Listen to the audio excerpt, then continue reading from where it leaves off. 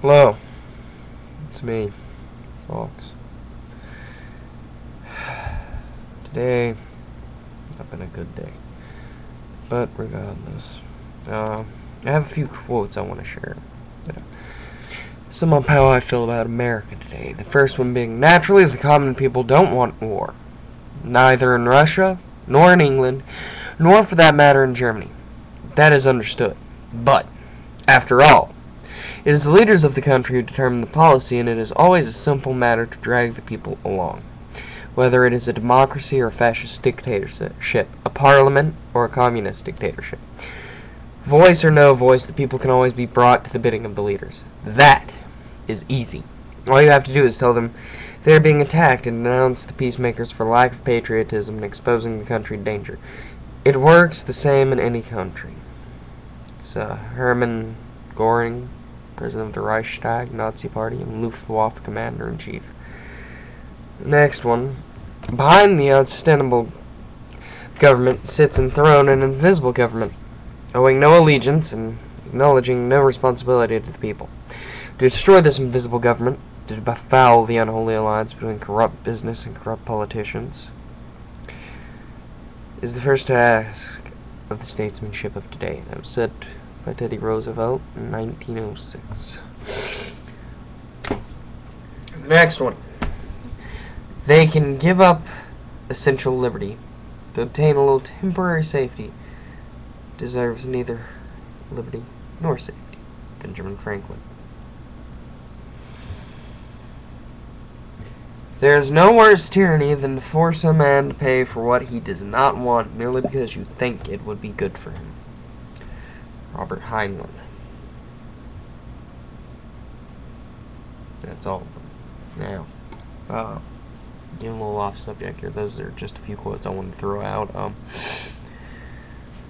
What I'm trying to say here is, the more we look at America, the more we begin to realize that it's not going to be the same America that our grandparents grew up in. But the first thing that the new regime is going to do is take away the symbols of our nation. National anthem, Star Spangled Banner, Constitution, all that sort of thing.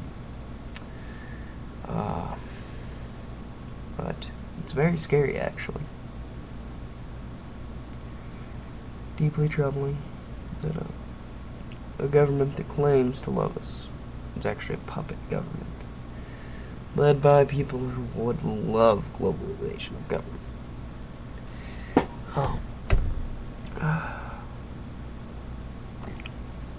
I'm gonna be honest. I don't like the idea. It scares me a lot. What can you do? I'm only one patriot. Maybe there are two of us. But one versus 1,000. Two versus 2,000.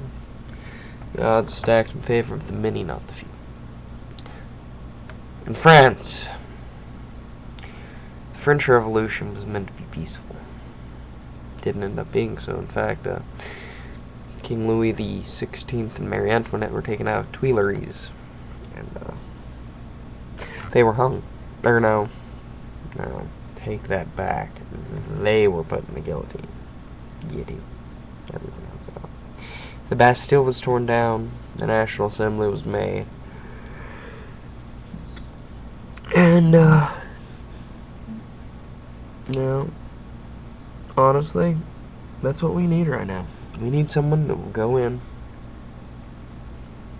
and try to resolve it peacefully. But at the same time, we need to have the same spirit that Benjamin Franklin, Thomas Jefferson, George Washington did.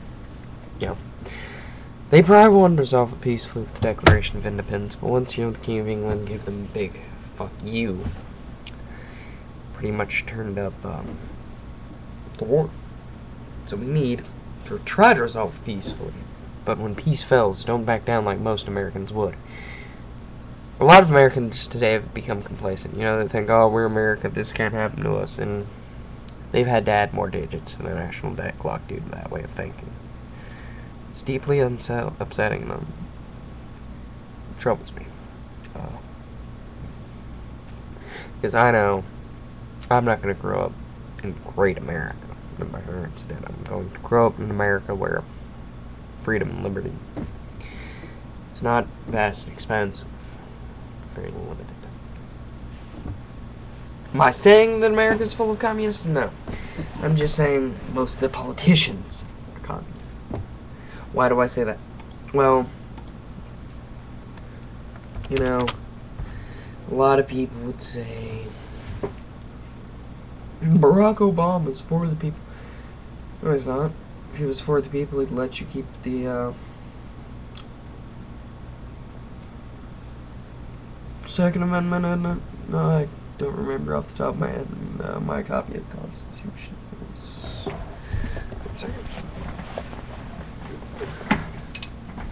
Oh, shit.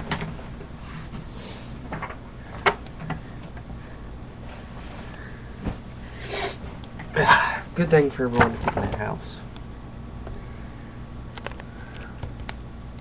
I have a copy. I have a copy of the Declaration.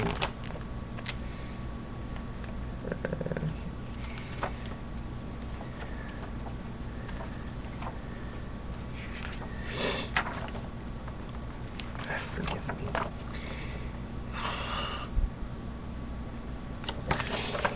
Amendment number 2 to the Constitution. I was right. Now, let me read this aloud. A well-regulated militia, being necessary to the security of a free state, the right of the people to keep and bear arms shall not be infringed.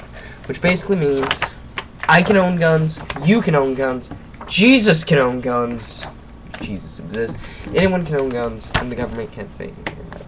This is untrue now. And people are letting Barack Obama walk over. Right.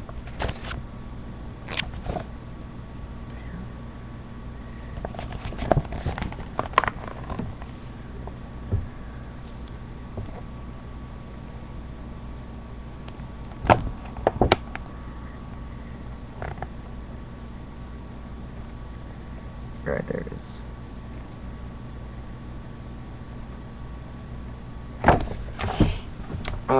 Another thing I want to point out in the aforementioned document. A lot of people call America a democracy. We're more democracy now, but when you're talking about the Founding Fathers and what they did with the Constitution, we are a constitutional republic, which means that everyone who says, you know, oh, voting makes such a big difference, it doesn't. Like I've mentioned before, the Electoral College truly does, you know, at the end of the day, decide who's going to do what as far as presidency goes. The thing is, nowhere in all 13 articles of the Constitution does it say you have the right to vote. Voting is a privilege. The Founding Fathers knew that, did this, because they didn't want the average Joe being persuaded by propaganda. They're like, vote for me because I'm good. Vote for me because I kiss babies on the forehead. Vote for me because I say I'll do this. So he couldn't be influenced by that. The Founding Fathers only wanted certain people to vote. This is an ingenious document. It's possibly the greatest example of what could have been the best constitutional republic in the world. Better than Rome. This right here, better than Rome. But, anyway, we got about a minute left, if that. Something I would love to point out here. A lot of people today don't realize how good America's got it. They're like, oh, the economy sucks and shit. You ever looked at Africa? Anybody? The place is a hole. A hell of a hole. It's bad. Real bad. I want y'all to think about this. For every one of us, I think there's something like, we'll go with 5. For every one of you, there are 5 starving kids in Africa. And you're complaining about not having enough money to go out and buy the newest video game, console, video game, whatever. Maybe you should think about that a little bit. I'm not saying you should donate money, considering most of it goes back to the government and taxes or the charity spending on whatever. But for now, this is Fox, signing